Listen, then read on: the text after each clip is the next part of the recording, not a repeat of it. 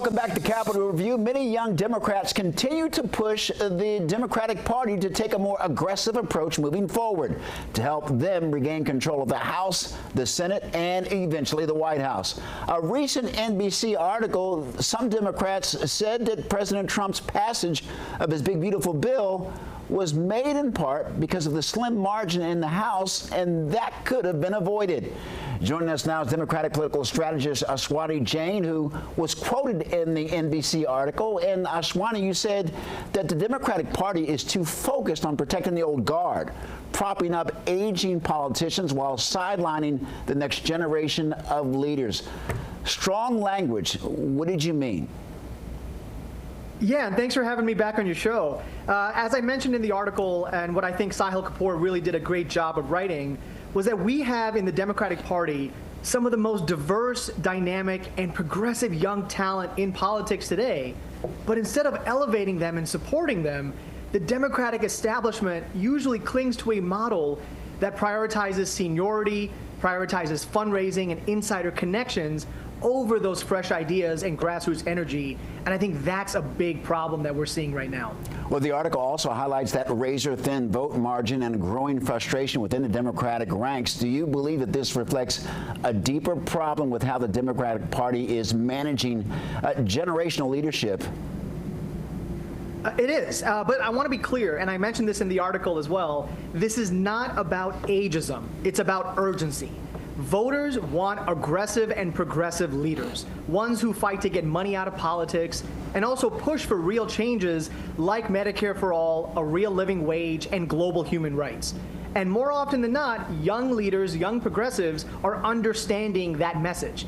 But instead of elevating them, party leadership keeps sidelining or silencing them.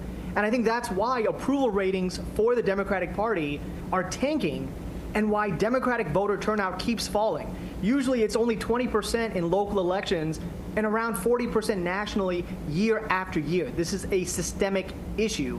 And if we don't fix that now, we're not just going to lose elections, but we're going to lose the future.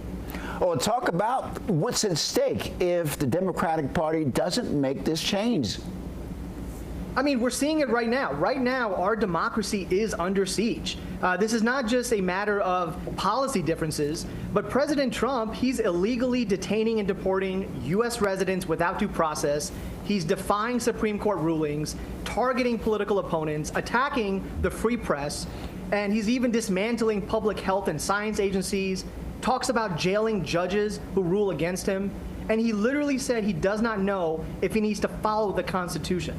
Our democracy is under siege, and if we don't act boldly and courageously right now, it's going to be too late to change it.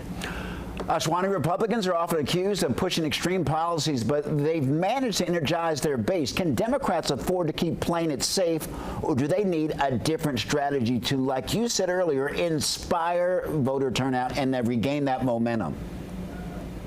That's exactly it. The Democratic Party needs a different strategy. And while Republicans are firing up their base with bold, if I would not argue dangerous ideas, too many Democrats are still afraid of their own shadow. We cannot fight extremism with nostalgia. We need to meet this moment with bold, forward-looking leadership that is rooted in justice and equity. And that's what leaders like AOC and Bernie Sanders are succeeding at. And that's exactly what I lay out in my book, Project 2027, which is a specific, tangible blueprint to help Democrats reclaim Congress, fight back right now, and re-energize our base by trusting the grassroots, not just the donor class. Quickly, Ashwani, any chance that this could drive a wedge between the party? You mentioned AOC and Bernie Sanders. They're on opposite ends age-wise. Yeah, and like I said, it's not about age, it's about the demand for urgency and fighting for bold, progressive policies that are actually very popular among voters. And that's the message that we need to be pushing. It's not just about how old you are or how much money you're raising. It's about, can you mobilize the base?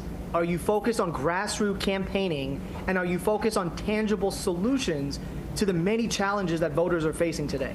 Ashwani Jain, thank you so very much for joining us on Capitol Review.